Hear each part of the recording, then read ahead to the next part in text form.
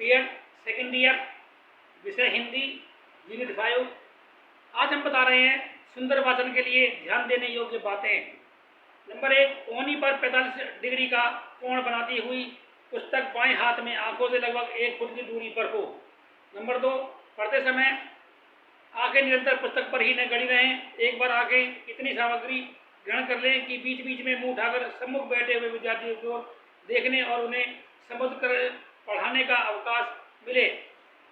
इससे अनुशासन की समस्या भी काफ़ी हल हो जाती है। नंबर 2, वाचन के समय एक बार एक धारा में कितने शब्द बोलने चाहिए, इसका ध्यान रखते हुए शब्दों के समूह का उचित चुनाव करके आवश्यक ठहराव देकर पढ़ना चाहिए। नंबर 3, वाचन के समय एक बार। नंबर 4, पढ़ने की गति न बहुत मंद हो और न बहुत तीव्र। नंबर 5, स्वर में श्रोताओं तक पहुंचने का बल हो, प्रभावता कर्णप्रियता हो। नंबर 6, प्रत्येक शब्द का उच्चारण नियमित और स्पष्ट हो। नंबर 7, वाक्य का स्वर सदा एक रूप न रहे, भावों के साथ उतरना चढ़ता रहे और खुला हुआ दाहिना हाथ भी उन भावों के प्रकाश में उचित योग दे। नंबर 8, वाचन के समय भावानुसार स्वर का उतार चढ़ाव हो तो किंतु उसके साथ बनावटी, अतिरंजित और अंग संचालन न हो। बात बात पर आंखें मटकाना, ठाक मारकर हंसना असभ्यता के द्योतक हैं। नंबर 9, वाचन के समय अधिक उछल कूद अच्छी नहीं है। हाँ, मुंह सब विद्यार्थियों की ओर घुमाता रहे। नंबर 10, पाठ का आरंभ और अंत मंद स्वर से होना चाहिए, जिससे बालक को आदि अंत का ठीक ठाक ज्ञान हो जाए।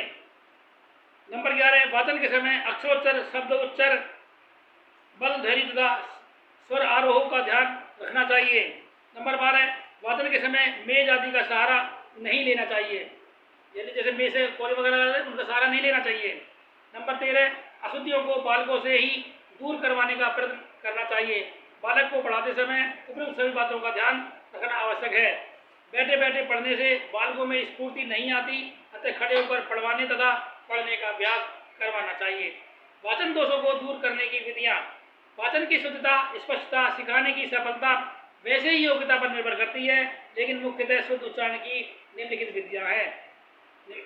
नंबर 1, आवर्ती पुनरावर्ती अर्थात बार बार अभ्यास करके ठीक उच्चारण का अभ्यास करना। नंबर 2, स्थान परिवर्तन, अशुद्ध बोलने वालों के बीच से हटकर विद्यार्थी तथा बालक को शुद्ध बोलने वालों के मध्य रखना। नंबर 3, अस्पष्टता निवारण, शीघ्र तथा अस्पष्ट बोलने से रोककर धीरे धीरे अक्षर स्पष्ट बोलने का अभ्यास। नंबर 4, चिकित्सा कराना, शारीरिक रूप से असमर्थ बच्चों की चिकित्सा कराना तथा संख्याओं को सूचित करना। उच्चारण कार्य का सुधार प्रारंभिक अवस्था से ही आरंभ कर देना चाहिए, अन्यथा अशुद्ध अभ्यास पड़ जाने पर सुधार अत्यंत कठिन हो जाता है।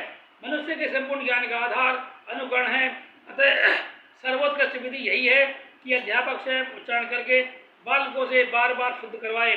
भारतीय कक्षाओं और प्रणाली के अनुसार भी प्रथम और तृतीय विधि ही उपयोगी है, परंतु दूसरी विधि के लिए भारतीय अध्यापक विवश हैं। अपेक्षित योग्यताएं।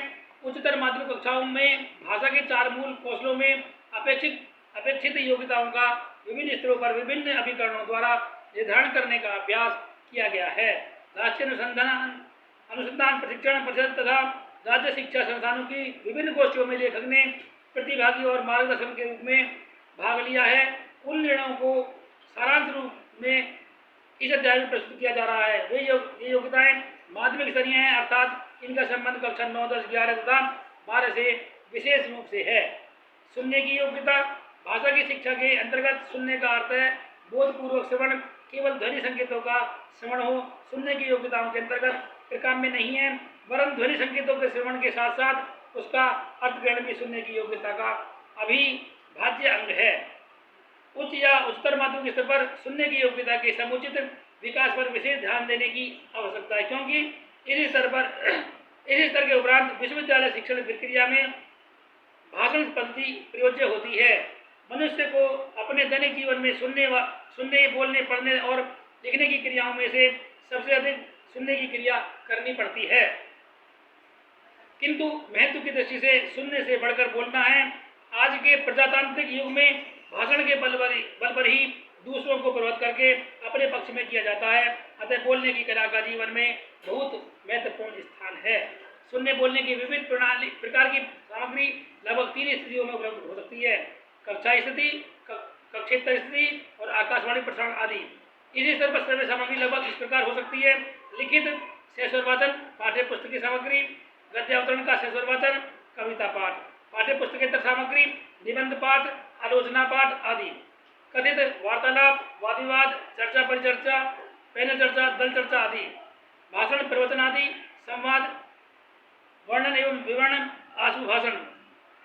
आज के लिए इतना ही, फिर मिलेंगे नई वीडियो नए टॉपिक के साथ। धन्यवाद।